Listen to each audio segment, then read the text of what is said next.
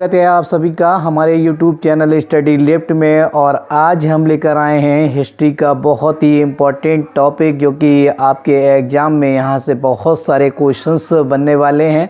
तो देखिएगा, आज जो हमने टॉपिक चुना है वो है भारत में यूरोपीय कंपनियों का आगमन। तो देखिएगा, भारत में जिस तरीके से यूरोपीय कंपनियों ने अपने राज्य का स्थापित किया है उसके हिसाब से देखेंगे तो देखिएगा, भारत में जो यूरोपीय कंपनियों का आगमन हुआ, सबसे पहले यहीं से क्वेश्चंस बनता है, उनका सीक्वेंस पूछ लिया जाता है। तो आपको ध्यान रखना है, सबसे पहले भारत में पुर्तगाली आए हैं, उसके बाद डच आए, फिर अंग्रेज आए, उसके बाद डेनिश, फिर फ्रांसीसी आए। तो इस तरीके से इनका सीक्वेंस बन गया, पुर्तगाली, डच, अंग्रेज, डेनिश और फ्रांसीसी। तो ये चीज़ ध्यान रखनी है गाइज, आपको इनका सीक्वेंस ध्यान रखना है, बहुत ही इम्पॉर्टेंट है, यहाँ से क्वेश्चंस बनते ही बनते हैं। आप देखिएगा, आज का जो हमने टॉपिक लिया है वो एक तरीके से पुर्तगाली जो कंपनी की स्थापना हुई है और जिस तरीके से पुर्तगाली आए हैं, कौन कब कहाँ किस तरीके से आए हैं, पूरा वीडियो उससे ही संबंधित है। तो बने रहिए वीडियो के आखिर तक और पूरी वीडियो को ज़रूर देखिएगा। तो यहाँ पर देखिएगा, पुर्तगालियों में क्या हुआ। सबसे पहले जो पहले समुद्री यात्री आए जिन्होंने भारत की खोज की, वास्को डी गामा। तो सबसे पहले सर्वप्रथम 17 मई 1498 को जलमार्ग से पुर्तगाली नाविक वास्को डी गामा भारत पहुँचे, जो कि गुजराती पथ प्रदर्शक अब्दुल मनीद की सहायता से कालीकट बंदरगाह पर आया। तो ध्यान रखना है, यहाँ से क्वेश्चंस बन सकता है। देखिएगा, यहाँ डेट से संबंधित क्वेश्चन बन सकता है, तो आपको ध्यान रखना है। वास्को डी गामा 17 मई 1498 को कहाँ पर पहुँचे? कालीकट पहुँचे बंदरगाह पर। इस तरीके से यहाँ से देखिएगा, बाद में उनका जो पथ प्रदर्शन किया वो अब्दुल मनीद ने किया। दूसरा इम्पोर्टेंट है, यहाँ पर देखिएगा, जब वास्को डी गामा भारत पहुँचे तो उनका स्वागत किसने किया? तो देखिएगा, गुजरात के उस समय शासक हुआ करते थे जमोरिन, जो कि हिंदू शासक थे।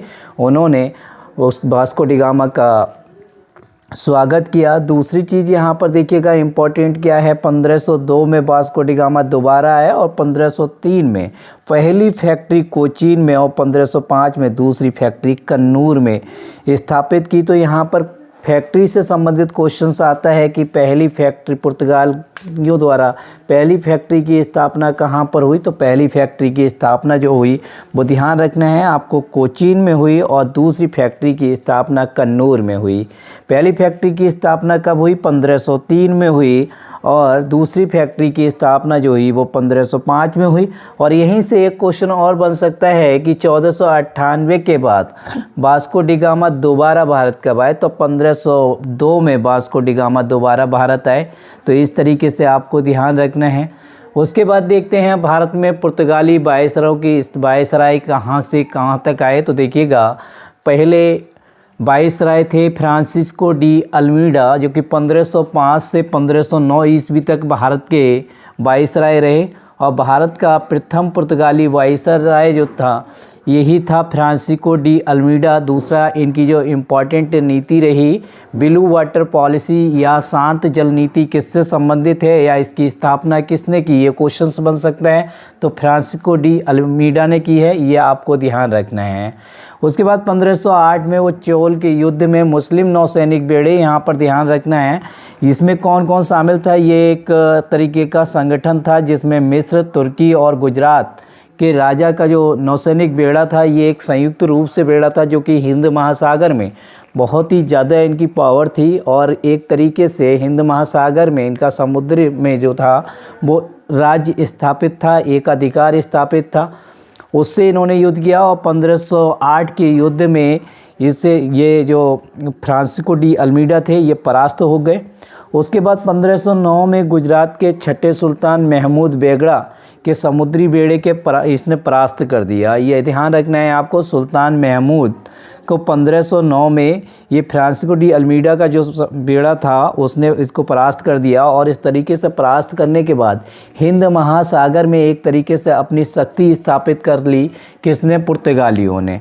जब पुर्तगालियों ने अपनी शक्ति स्थापित कर ली, इन्होंने द्वीप पर अधिकार कर लिया, जिससे कि पुर्तगाली हिंद महासागर में सबसे अधिक शक्तिशाली बन गए। अब वहाँ से जितना भी व्यापार होता था दक्षिण एशिया में, वो सारे का सारा इनके अंडर में था। जो भी समुद्री जहाज़ वहाँ से होकर निकलते थे उन्हें इनकी परमिशन लेनी पड़ती थी।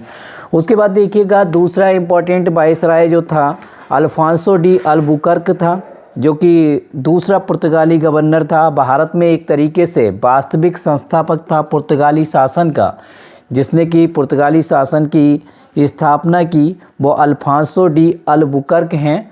और इन्होंने देखिए क्या क्या काम किए हैं। 1510 में बीजापुर के शासक यूसुफ आदिल शाह से गोवा को जीत लिया। ये बहुत ही इम्पोर्टेंट फैक्ट था। गोवा को जीतने के बाद इनका एक तरीके से वहाँ पर राज्य स्थापित हो गया। दूसरी चीज़, उसने अपनी सेना में भारतीयों को शामिल किया। ये बहुत इंपॉर्टेंट फैक्ट था, ये आपको ध्यान रखना है कि ये क्वेश्चन बन सकता है कि ऐसा कौन सा पुर्तगाली गवर्नर था जिसने भारतीयों को अपनी सेना में शामिल किया। दूसरा, बीजापुर के शासक यूसुफ आदिल शाह किसको पराजित किया, तो यूसुफ आदिल शाह को पराजित किया। ये आपको ध्यान रखना है। अपने क्षेत्र में सबसे पहले सती प्रथा पर रोक किसने लगाई, तो आपको ध्यान रखना है अल्फांसो डी अल्बुकर्क ने अपने क्षेत्र में सबसे पहले सती प्रथा पर रोक लगाने वाला गवर्नर था, जो कि पुर्तगाली था। दूसरा, दक्षिण पूर्वी एशिया की मंडी मलक्का पर नियंत्रण, क्योंकि दक्षिण पूर्वी एशिया की बहुत ही इम्पोर्टेंट मंडी हुआ करती थी उस समय मलक्का, उस पर भी इसका नियंत्रण हो गया। तो इस तरीके से पुर्तगाली एक तरीके से बहुत ज़्यादा स्थापित हो गए, मजबूत हो गए, भारत में अपने पाँव पसारने शुरू कर दिए उन्होंने। उसके बाद देखिएगा जो इम्पोर्टेंट वाइसराय है वो है नीनू डी काना, जो कि पुर्तगाली वाइसराय बहुत ही इम्पोर्टेंट हुए हैं। 1530 में पुर्तगाली कार्यालय कोचीन से गोवा स्थानांतरित कर दिया गया इनके द्वारा। दूसरा, सेंट टॉमी मद्रास और हुगली बंगाल में नई बस्तियां बनाई गईं। गुजरात के शासक बहादुर शाह की धोखे से हत्या कर दी, किसने कर दी, ये पूछा जा सकता है कि गुजरात के शासक बहादुर शाह की धोखे से हत्या किसने की, तो आपको ध्यान रखना है नीनू डी काना ने की। उसके बाद बशीन 1534 और दीप 1535 समुद्री साम्राज्य को ये इन्होंने जीत लिए। देखिएगा बशीन को 1534 में जीता और दीप को 1535 में जीता। एक बार यहाँ पर भी जीता गया, लेकिन दोबारा इनका वहाँ से स्थापित जो राज्य स्थापित था वो ख़त्म हो गया था। दोबारा जो किया वो नीनू डी काना ने किया, जो कि 1535 में जीता। और जीतने के बाद इन्होंने इस तरीके से समुद्री साम्राज्य को इस्तादो द इंडिया का नाम दिया। ये बहुत ही इम्पोर्टेंट है, यहाँ पर देखिएगा क्वेश्चन बन सकता है इस्तादो द इंडिया का नाम किसे दिया गया और किसने दिया, तो नीनू डी काना ने दिया। और ये एक तरीके का वो हुआ करता था, एक इन्होंने अपना एक कागज़ बनाया था कार्ड जो कि परमिट हुआ करता था समुद्री जहाज़ों का, जिस पर ये कार्टेज होता था वही वहाँ पर व्यापार के लिए जा सकता था और उन समुद्री रास्तों का प्रयोग कर सकता था। अब देखते हैं पुर्तगालियों के आगमन से विकास। तो भारत में लाल मिर्च, काली मिर्च और तंबाकू की खेती पुर्तगालियों के आगमन से ही शुरू हुई। भारत में जहाज़ का निर्माण, पहली प्रिंटिंग प्रेस 1556 ईस्वी में स्थापित, ये भी पुर्तगालियों ने की। उसके बाद स्थापत्य कला में देखा जाए तो यहाँ से बहुत इंपॉर्टेंट क्वेश्चन बनता है। स्थापत्य कला में गोथिक कला का विकास जो है वो पुर्तगालियों की ही देन है। ध्यान रखना है आपको, ये क्वेश्चन पूछा जाता है कि स्थापत्य कला का कौन सी कला है, तो गोथिक कला ध्यान रखना है आपको, ये पुर्तगालियों की ही देन है। तो गाइज आप चाहें तो आप इस बोर्ड का स्क्रीनशॉट ले सकते हैं और अच्छे से नोट्स बना सकते हैं। करेंगे कि दूसरे नंबर पर जो भारत में आई यूरोपीय कंपनी वो थी डच, जो कि नीदरलैंड या हॉलैंड के निवासी थे और 1596 ईस्वी में भारत आए थे। और इनका जो प्रथम नागरिक आया जहाँ से क्वेश्चंस बनता है, देखिए स्पेशली हमने उन्हीं फैक्ट को लिया है जहाँ से आपको क्वेश्चंस मिलेंगे। तो देखिएगा प्रथम डच नागरिक जो था वो कार्नेलिस डी हाउटमैन था। आपसे ये पूछा जा सकता है कि प्रथम डच नागरिक कौन था, तो प्रथम डच नागरिक जो था वो कार्नेलिस डी हाउटमैन था। और ये पूछा जा सकता है कि डच कौन से देश के निवासी थे, तो नीदरलैंड या हॉलैंड के निवासी थे। कब आए, तो 1596 ईस्वी में आया, आपको ये ध्यान रखना है। डचों ने 1602 ईस्वी में एक कंपनी की स्थापना की जिसका नाम उन्होंने रखा डच ईस्ट इंडिया कंपनी या United East India Company of Netherland था। बाकी डचों द्वारा स्थापित फैक्ट्रियां थी कुछ जो इम्पोर्टेंट थी, और जहां से क्वेश्चंस पूछा जाता है कि कौन कौन सी फैक्ट्रियों की स्थापना की, या इस तरीके से कूट में क्वेश्चन पूछा जा सकता है आपसे कि निम्न में से कौन सी जगह ऐसी है जहां पर डचों ने अपनी कंपनी की स्थापना नहीं की। तो आपको इन कंपनियों के नाम ध्यान रखने हैं। तो देखिए डचों द्वारा स्थापित जो फैक्ट्रियां थी, पहली फैक्ट्री उन्होंने मसूलीपट्टनम में बताई जो कि 1605 ईस्वी में थी। दूसरी पुलिकट में 1610 ईस्वी में स्थापित की। तीसरी सूरत में थी, 1616 ईस्वी में थी। बहुत ही इंपॉर्टेंट है, इस चीज़ को ध्यान रखना है। चौथी बिमलपट्टम 1641 ईस्वी में थी। पांचवी करिकल 1653 ईस्वी में। छठी चिनसुरा 1653 ईस्वी में। और सातवीं कासिम बाजार पटना 1659 ईस्वी में थी। और कोचीन में 1663 ईस्वी में थी। और डचों ने जो किया वो सीधा सीधा डच जो थे बहुत ज़्यादा मजबूती से आए, और उन्होंने पुर्तगालियों को एक तरीके से जो उनका समुद्री रास्ते पे अधिकार था, स्थापित था, उसको उन्होंने ख़त्म कर दिया। और उसके ख़त्म करने का ही नतीजा था कि डचों ने अपने आप का एक अधिकार स्थापित किया पुर्तगालियों को अलग करके। यहाँ पर देखिएगा डचों के साथ ही भारत में अंग्रेज़ और फ्रांसीसी कंपनी का भी भारत में आगमन हुआ था। ये भी आपको इम्पोर्टेंट है, ध्यान रखना है।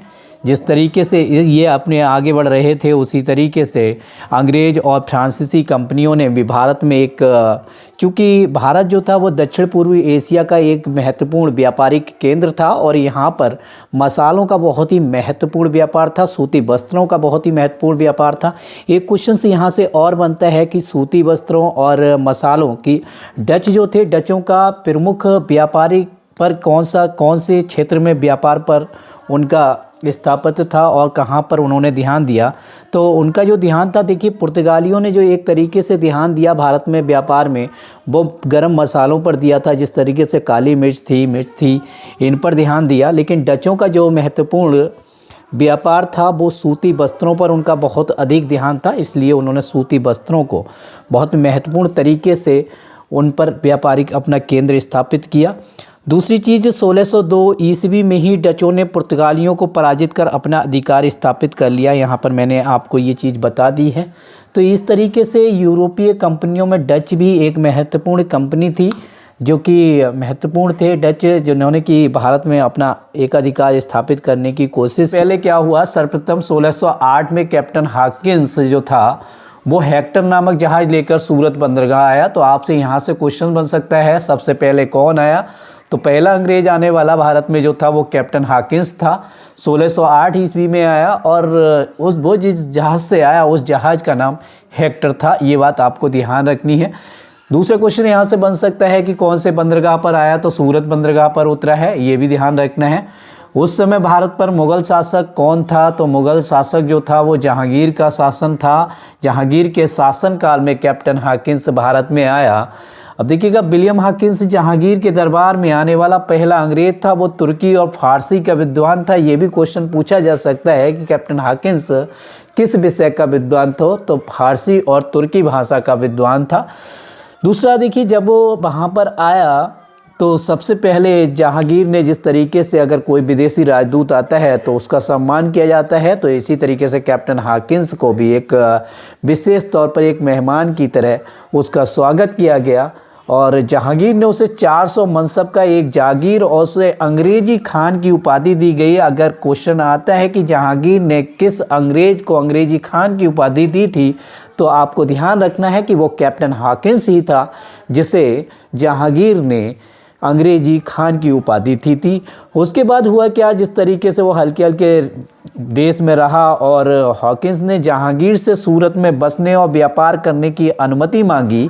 जब उसने अनुमति मांगी, चूँकि पुर्तगाली कंपनी पहले से यहाँ पर स्थापित थी और बहुत अच्छे से मजबूती के साथ स्थापित थी, और उनके संबंध भी जहांगीर से अच्छे थे, तो क्या हुआ, पुर्तगालियों ने इस बात का विरोध कर दिया, जिससे क्या हुआ, अनुमति लेने में सफल नहीं हो पाया। कैप्टन हॉकिंस को यहाँ पर व्यापार करने की और कोठियाँ बनाने की अनुमति नहीं दी गई।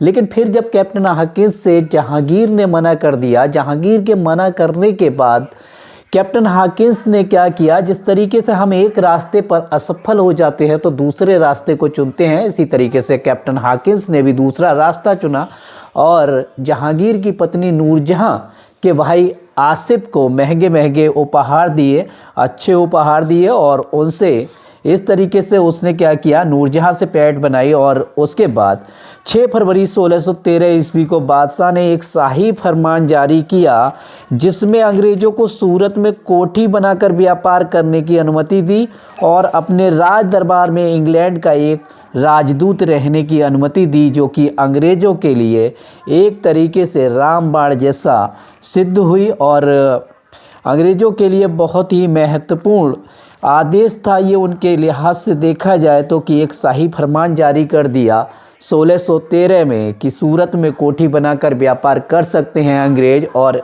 यहाँ पर उनका एक राजदूत भी राज दरबार में रह सकता है।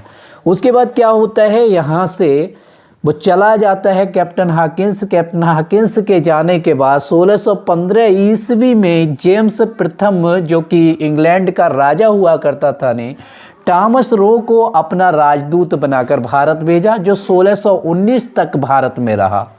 तो इस तरीके से आपसे पूछा जा सकता है कि टॉमस रो कौन था। तो टॉमस रो जो था, अगर देखा जाए तो जेम्स प्रथम द्वारा भेजा गया राजदूत था, जो 1615 ईस्वी में आया और 1619 तक भारत में रहा।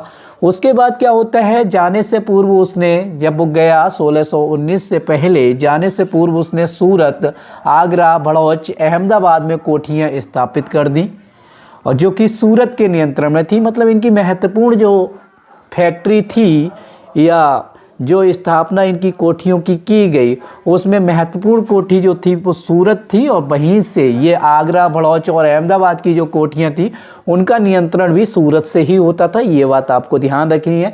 तो मुख्य रूप से जो कोठी थी वो सूरत की ही थी।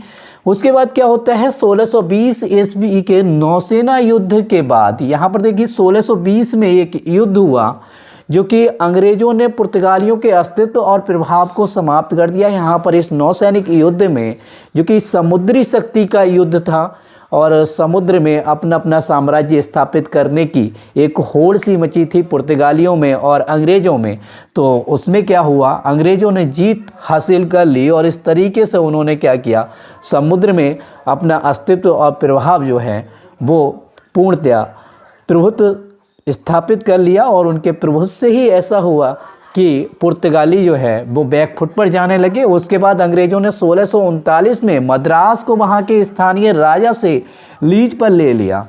लीज पर लेने का कारण यही था कि वहाँ का जो टैक्स वगैरह था वो अंग्रेज उगाया करते थे और राजा को एक कुछ निश्चित धनराशि दे दी जाती थी। उसके बाद क्या हुआ, साथ ही राजा से किलेबंदी और अपना सिक्का जारी करने का अधिकार भी प्राप्त कर लिया। ये बहुत बड़ी, अगर देखा जाए तो मद्रास के राजा ने बहुत बड़ी चूक कर दी और यहीं से कंपनी ने जो है अपना अधिकार स्थापित करना शुरू कर दिया था। एक तरीके से राजपाट की शुरुआत कर दी थी। उन्होंने मद्रास को क्या कर लिया, लीज पर ले लिया और राजा से किलेबंदी और अपना सिक्का जारी करने की, ये देखिएगा, सिक्का जारी करने का अधिकार प्राप्त कर लिया। सन 1639 में ही मद्रास के राजा चंद्रगिरी से फ्रांसिस डे ने मद्रास छीन लिया। मतलब पहले यहीं तक था, लेकिन लास्ट 1639 का लास्ट आते आते फ्रांसिस डे नाम का जो अंग्रेज था उसने क्या किया, मद्रास के राजा हुआ करते थे चंद्रगिरी, और चंद्रगिरी से क्या हुआ, मद्रास को छीन लिया। यही कारण है कि फ्रांसिस डे को मद्रास नगर का संस्थापक माना गया। यहाँ पर एक क्वेश्चन बनता है कि मद्रास नगर का संस्थापक किसे माना जाता है, तो फ्रांसिस डे को मद्रास नगर का संस्थापक माना जाता है। उसके बाद क्या होता है, 1680 में यहाँ से देखिएगा एक और बहुत बड़ी भूल, बहुत बड़ी चूक कह सकते हैं, मुगल शासनकाल की या औरंगजेब की। 1680 में औरंगजेब ने कंपनी पर जजिया कर लगा दिया। जजिया कर भारतीयों के लिहाज से ख़राब था, लेकिन अंग्रेज़ों के लिहाज से बहुत अच्छा था। अंग्रेज अपने अकॉर्डिंग देख रहे थे। उससे क्या हुआ, जजिया कर लगा दिया गया। तो जजिया कर में जिस तरीके से कंपनी पर जजिया कर लगाया गया तो वो एक तरीके से फ्री हो गई, जिससे कंपनी को सूरत के अलावा पूरे भारत में सीमा शुल्क रहित व्यापार करने की अनुमति मिल गई। वैसे कहीं पर भी वो विदेशी कंपनी जब जाती थी तो जाने से पहले उन्हें सीमा शुल्क देना पड़ता था, लेकिन जजिया कर के दायरे में आते ही उनका जो सीमा शुल्क वाला एक तरीके का टैक्स ही था वो टैक्स खत्म हो गया और उन्हें केवल एक ही टैक्स देना पड़ता था, जो कि जजिया कर था। तो इस तरीके से यहाँ से उन्हें और एक फ़ायदा मिल गया। फिर क्या होता है, 1698 में औरंगजेब के पौत्र अजीम से 1200 रुपये में कलिकाता गांव, गोविंदपुर और सुतानती की जमींदारी खरीद ली। इस तरीके से क्या हुआ, जब इन गांवों की जमींदारी खरीद ली अंग्रेज़ों ने, तो उन्हें मिलाकर उन्होंने एक शहर बनाया जिसका नाम कोलकाता है। तो कोलकाता जो है वो 3 गांवों के समूह से मिलकर बना। कलिकाता गांव, गोविंदपुर और सुतानती की जमींदारी खरीद ली, जिन्हें मिलाकर उन्होंने क्या कर दिया, कोलकाता शहर बना दिया। तो इन 3 गांवों के नाम भी आपको अच्छी तरीके से ध्यान रखने हैं, याद रखने हैं। और गाइज, जिस तरीके से हमने यूरोपीय कंपनियों के आगमन की बात की है, तो अंग्रेज किस तरीके से आए और किस तरीके से उन्होंने अपनी शुरुआत की, शुरुआती व्यापार को बढ़ाया और व्यापार करते करते कब वो अपना राजपाट स्थापित करने की सोचने लगे और उसकी ओर कदम बढ़ाने लगे। इस वीडियो में यही था। हम केवल चूँकि यूरोपीय कंपनियों के आगमन की ही बात कर रहे थे, पूरे इतिहास की बात नहीं कर रहे थे। तो आपको आई थिंक ये वीडियो अच्छा लगा होगा। अगर आपको वीडियो अच्छा लगा है तो हमारे चैनल को सब्सक्राइब करें, वीडियो को कमेंट करें, शेयर करें और अपने दोस्तों में शेयर करना ना भूलें। फिर मिलेंगे अगले वीडियो में। जय हिंद।